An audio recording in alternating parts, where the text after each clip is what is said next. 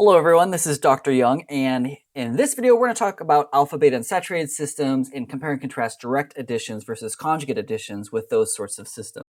So first of all, what is an alpha, beta, unsaturated carbonyl?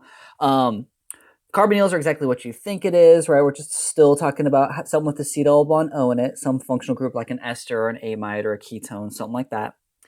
Unsaturations, you may remember that we talked about unsaturations like degrees of unsaturations. Here we're talking specifically about a pi bond. So we're looking for a pi bond somewhere on a compound that has a carbonyl. And we've also talked about the type of nomenclature, this whole alpha beta type of nomenclature, right? Where this is a way to locate things.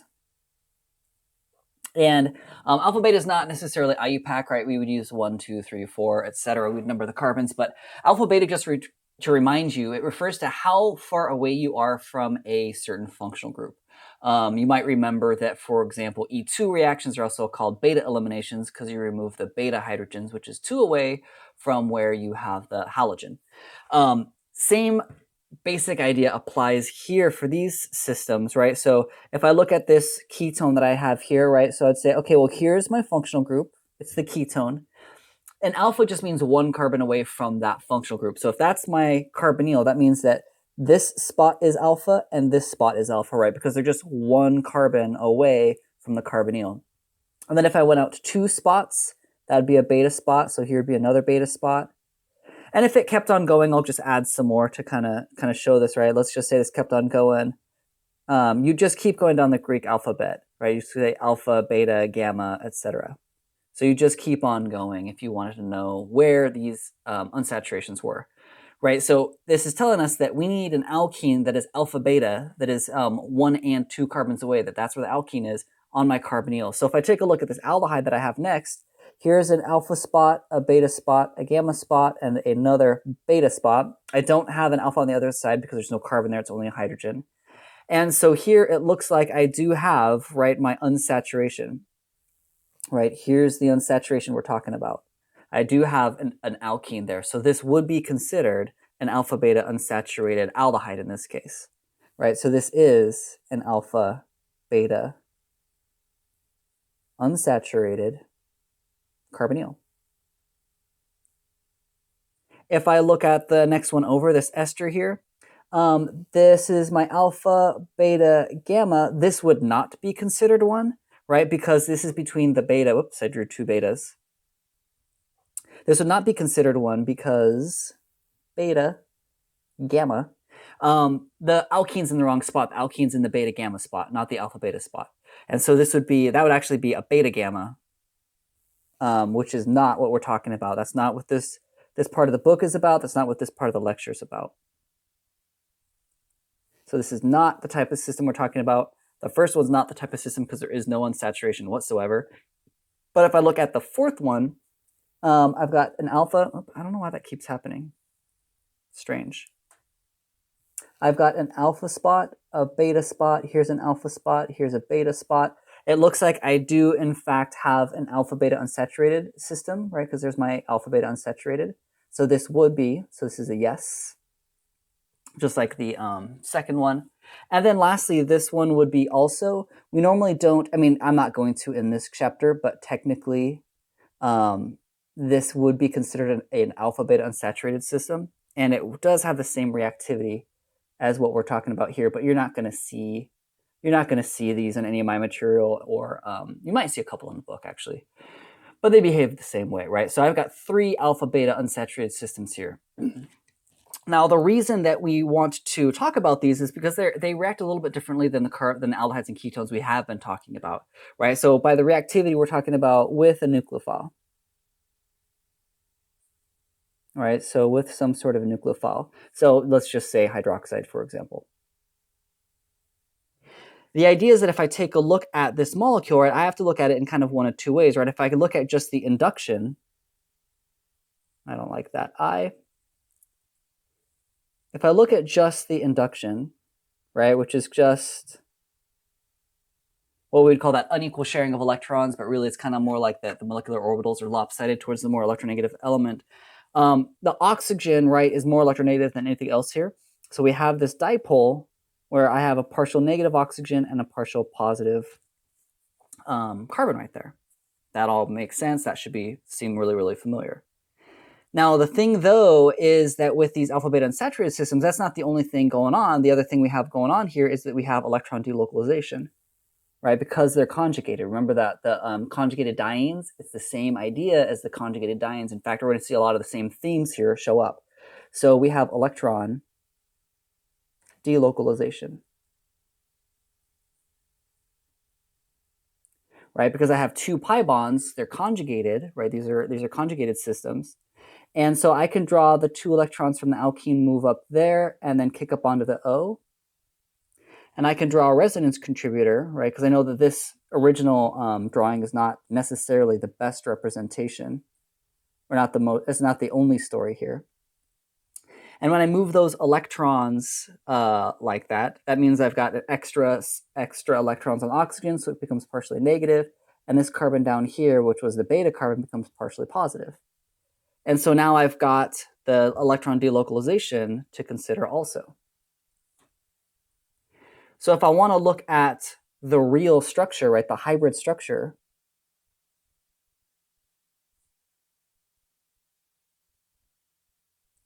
it looks like for this particular molecule, I definitely have, right, a partial negative on the O. Both the electron delocalization and the induction say the same thing, right, negative charge on the O. But if you look at induction, there's a partial positive at the carbonyl carbon. And yet if you look at electron delocalization, there's a partial positive on the beta carbon, right, this beta spot. So the big question here is like, okay, well, if I have a nucleophile, right, if I have an OH minus, right, you'd expect your nucleophile, your negative thing, right, partial negative or full negative nucleophile, it's going to be attracted to one of those partial positive spots. And so the question is, well, what does it do? Does it attack there or does it attack there? And that's what's so unique about these alpha beta unsaturated systems, is that now all of a sudden this beta spot becomes electrophilic, and some things will add there. So that's what we need to take a look at next. So here's some MO stuff for you. We won't get too hardcore crazy into it, but I do want you to see it so that you can think about how these things are actually being attacked and what these molecular orbitals look like. I stole this molecular orbital diagram from LibreTexts. You can click on that and read more about their thing if you want, or I guess not click on it, but you can go there because you don't have the hyperlink, obviously. But if you go to LibreText, or if you just Google, the addition to carbonyls and LibreText, it'll take you to this. This MO diagram should look a lot like the conjugated diene one, right? This is the molecule up here. So here's the molecule that we're talking about, this alpha beta unsaturated ketone. And you can kind of see, right, like there's an O right here, and here's the CC double bond. So it's supposed to be, right, this sucker. Let me do this. Right, that's supposed to be our molecule laid out. And what this is showing you, right, is it's just showing the MOs of this is just the pi system here, right? So this whole thing is this is just the pi system. This is ignoring all the sigma bonds.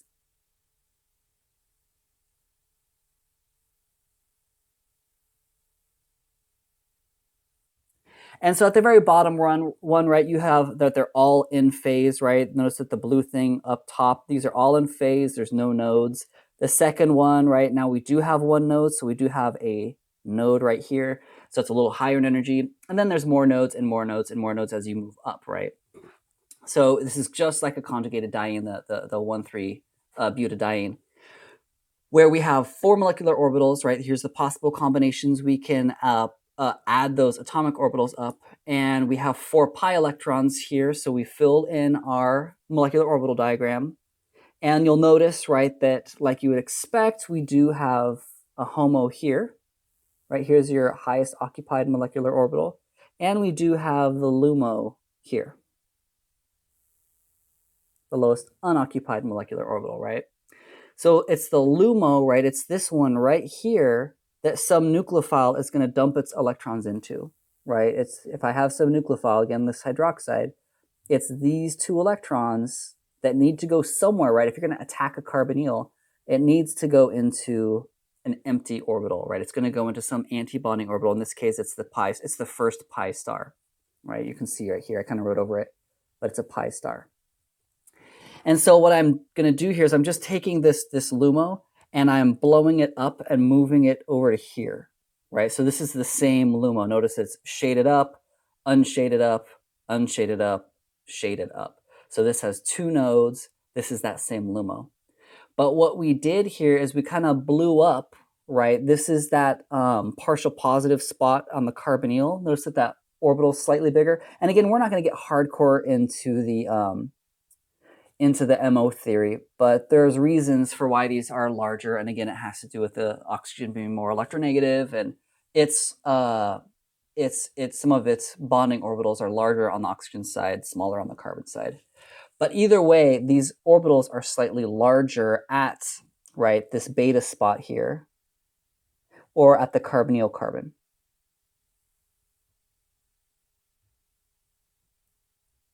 Right, so what we're saying is that, again, this part is a hot spot, that's electrophilic, and this is electrophilic, right? That's where there's large empty orbitals are there. So let me write that too, right? So large empty,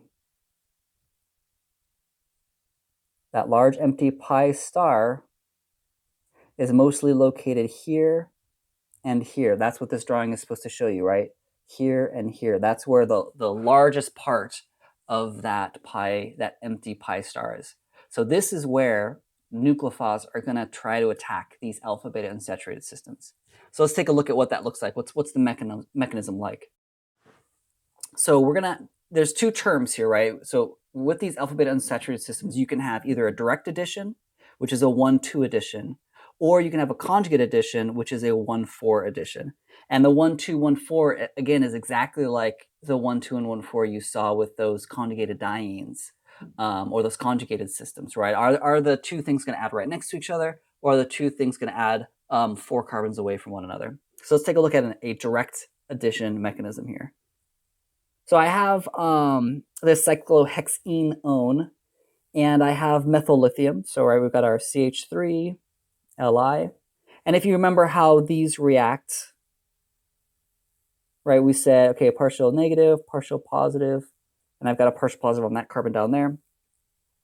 Methyl lithium is very basic, a very strong nucleophile. It's very negative, right? Remember we said there's a big difference between that lithium and that carbon's electronegativity. And so what we see is that they tend to just directly attack that carbonyl carbon, which is going to give us this. I've added the CH3 here. And then, like we know before, right, so that would be step 1. Then we know that step 2, there's some sort of acid workup. I just put generically acid and water here. And so then we would protonate, that oxygen.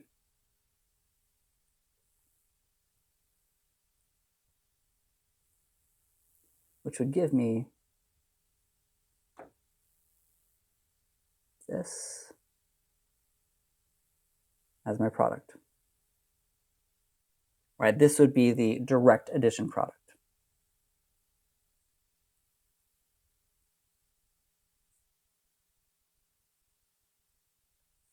Now, why is it called the 1,2, right? So if you take a look at what was added to this, what was added was the CH3 and the H. And if you look at, actually, let me go back. Let me do that a different color here. I feel like that's too much now. Let's do light green instead. So CH3, maybe that's worse. Oh well, there's no going back now. So those are the 2 things that I added to the molecule, right? Everything in black was there before, and I added the CH3 and the H. But you'll notice that if I label these carbons 1 and 2, so let's call this carbon or oxygen 1 and this atom 2, I added things that are in a 1-2 relationship, which is why this is called a 1-2 addition. They're right next to each other. It's not a 1-3, or the relationship isn't 1-4, 1-5. It's 1-2, right? You have one atom and you have a second atom. They're right next to each other, right? That's where I added the H. That's where I added the methyl. So that's considered a 1-2 addition. Let me draw this thing out because I don't like how it looks. But again, this is the product that you made. So CH3, OH, right? That's the 1-2 addition. Now, if I do the same thing with a conjugate addition mechanism, right? So here's a nucleophile that's actually more likely to do a conjugate addition, and we'll talk a little bit more about picking nucleophiles later, right? So I've got partial negative, partial positive, partial positive. And if I look at what's going to happen here, my nucleophile, right, that got the lone pair on the nitrogen, it's going to attack this beta carbon, the partial positive on the beta carbon, which causes these electrons to get kicked out, right? Because they already have 4 bonds at that carbon, that beta carbon. And so by the nitrogen attacking it, something has to give. And what's going to give, it's going to be the weak thing, right? It's going to be that pi bond, which is why I drew that second electron, or that second arrow. And then I'd say the same thing for the carbonyl carbon, right? If I put a double bond right there, that carbonyl carbon would then have 5 bonds. We can't have 5 bonds around carbon. So again, the weakest bond has to get kicked out, which again is a pi bond, and so we kick electrons up onto the O.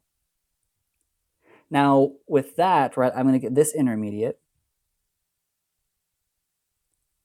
So I've got an O minus, there's my double bond, and now I have a nitrogen here. And then what, 1, 2, 3 carbons? So 1, 2, 3 carbons on it. And now my nitrogen is positive. What you do for this next step, I really don't care. You can draw it in 1 step or you can draw it out in 2 steps, but this is a proton transfer step. Where the idea is that this nitrogen, right, this nitrogen here is positive. It wants to take back electrons from something, so it's probably going to give up one of these hydrogens, right? So it's going to get its lone pair back, and there's going to be an H plus that goes out there in solution, right? So it's going to make an H plus, which is great for the O minus because, again, the O minus probably wants to get protonated also, so it's going to pick up the H plus. So you can draw this all in 1 step if you want. Sometimes in books and online and everything, you'll see just people write proton transfer because it's like I'm just transferring an H from one part of the molecule to another part of the molecule. So let me draw that out.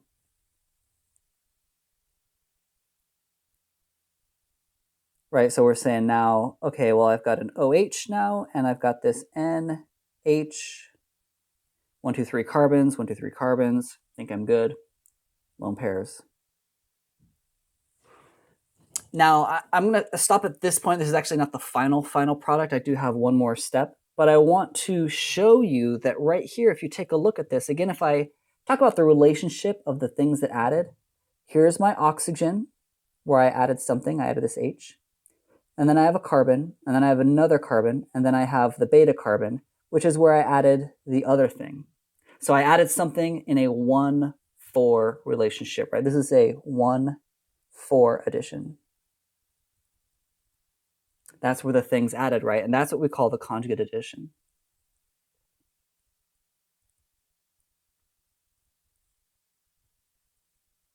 I'm going to have to abbreviate addition here. So conjugate addition.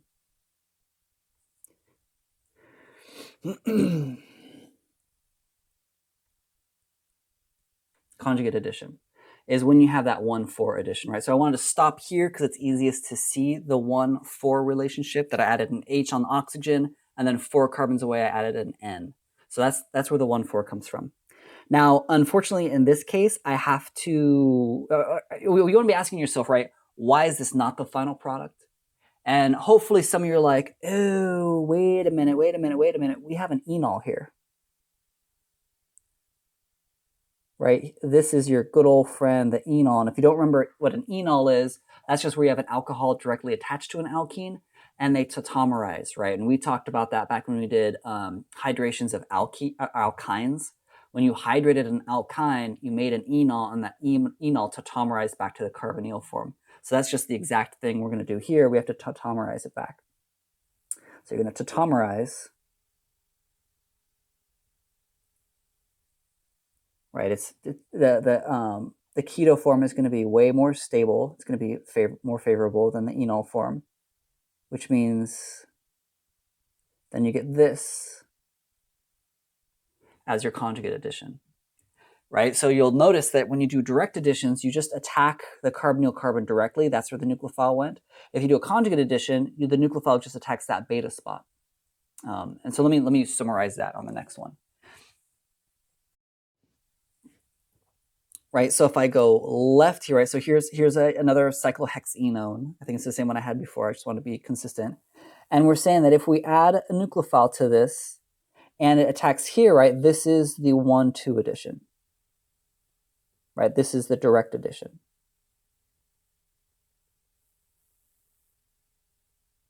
Versus if I add different types of nucleophiles or I have different reaction conditions, that's where we get this 1,4 addition,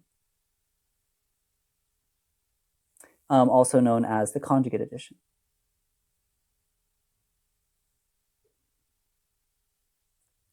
Now, there are so many factors to help decide, are you going to do 1,2 or 1,4 additions?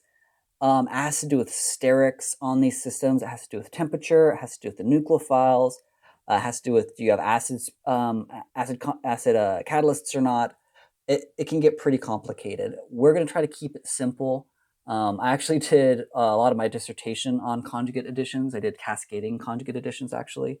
So there's just a lot that you can do with this sort of stuff. We're going to kind of try to bring it in to focus on just nucleophile types, basically. So what we're going to see here is for types of nucleophiles,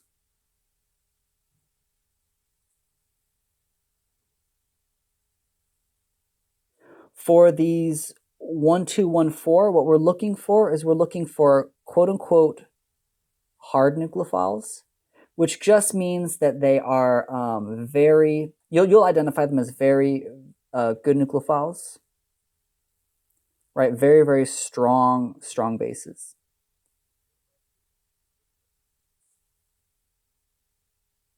Right? The idea is that they have a high charge density.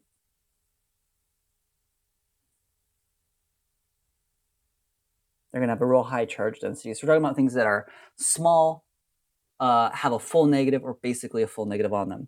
So our examples for this, it's basically just going to be like lithium aluminum tetrahydride. Remember we said that was a very strong base. We had to put it in ethers so that it didn't do an acid-base reaction. We're also going to put our organolithiums, because those were also very strong bases, and our Grignard reagents, MgBr. And so the idea is that they tend to have more direct addition than conjugate addition. Now, again, things like sterics and temperature and stuff can affect that, but the idea is that they will give you a major product that is the 1,2 addition. It's not that they won't do any 1,4. Typically, it's just that your major product will be 1,2s. Now, and hopefully you can remember those three, because those three are all very basic ones. They're all ones that need to be done in ether because they're such strong bases. You can't have anything protic around them. So those are real strong ones. If I go and I look at the conjugate additions, right, I'll do the same thing. So types of nucleophiles.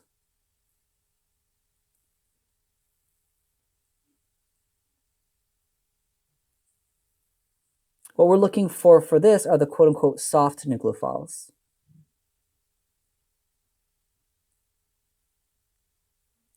Which means less basic molecules and things that have a lower charge density or that are more polarizable.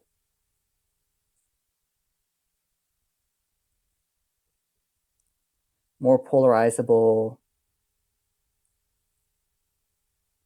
lower charge density.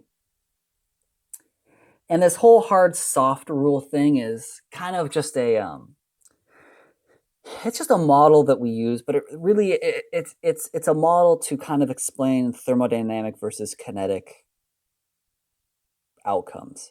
So with these really hard nucleophiles, the ones that I wrote over there in blue, the idea is that they're super basic, so when they attack, they're not reversible, and they just go for the largest charge density thing. But that might not necessarily be the most stable product.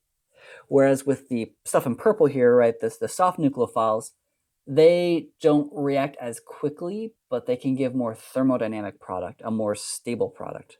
And so you'll notice they tend to just give more stable products. So they're more thermodynamically controlled than kinetically controlled. And what's kind of nice about remembering this is that more or less all of the other nucleophiles, aside from those three I wrote on the left there, the lithium, the LAH, the organolithium, and the Grignard, basically all your other nucleophiles are going to go conjugate as your major product, generally speaking. So we're talking, like I showed you an example of amines, right? I gave you that example of the propylamine.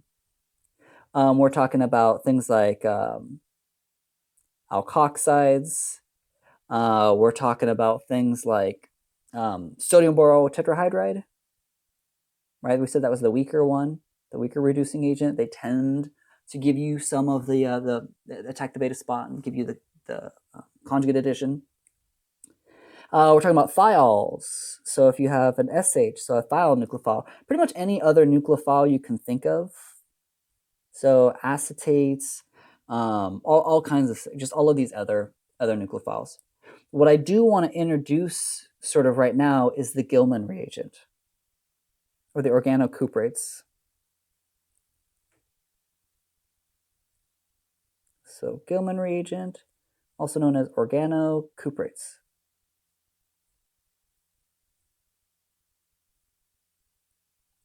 And they have the general form of just, you'll see R2 typically. It'll be some R group, some carbon group, and then CuLi. And the idea here is that they also make basically like an R minus, like a nucleophile, but they're much weaker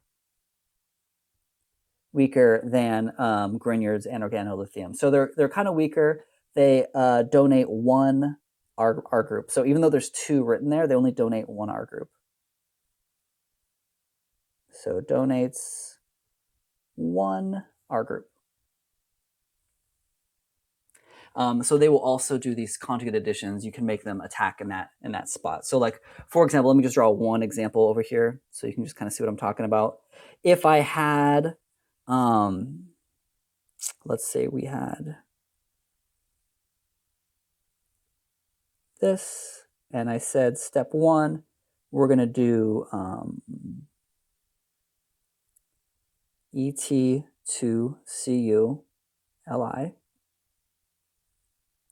And we're going to do some sort of acid workup here. Doesn't matter. Some acid workup. The idea is that you're going to add an ET group, but it's going to go to the beta spot, right? So this is going to be, so the organocuprate itself looks something like this, where this is a negative, then you have Li plus. And the cuprate here is just going to attack the beta spot, right? It's going to do the conjugate addition. Whoops.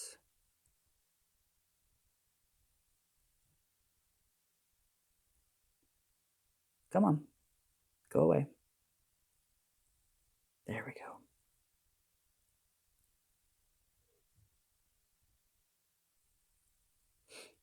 So yeah, what are you doing now? Sorry, technical difficulties.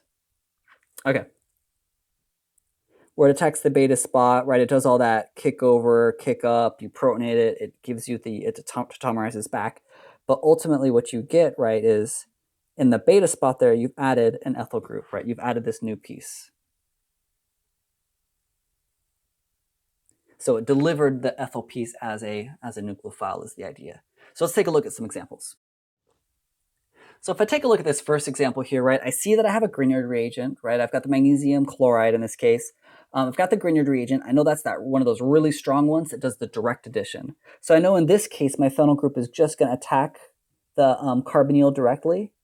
And I should end up getting something like this, OH, and then I added the phenyl group. So just kind of like a normal Grignard reagent like we've been seeing.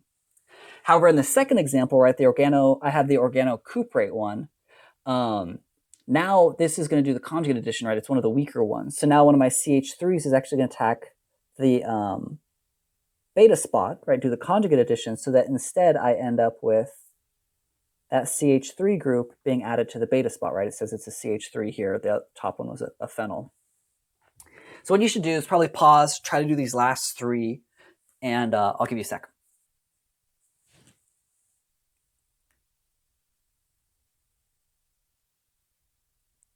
Okie doke. So coming back and looking at these real quick, right? LAH was a strong reducing agent, so I know that that hydride that it produces is going to go directly to the to the carbonyl carbon, leave the alkene alone, so I'm just going to reduce that.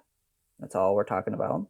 Here I have a thiol, which I know is not one of those three real strong ones, so I know that this is going to do a conjugate addition, which is going to give me my cyclopentane thing, or cyclopentanone, and then in this case I do it over here, so sulfur with 2 carbons on it, right? It's an ethyl sulfide.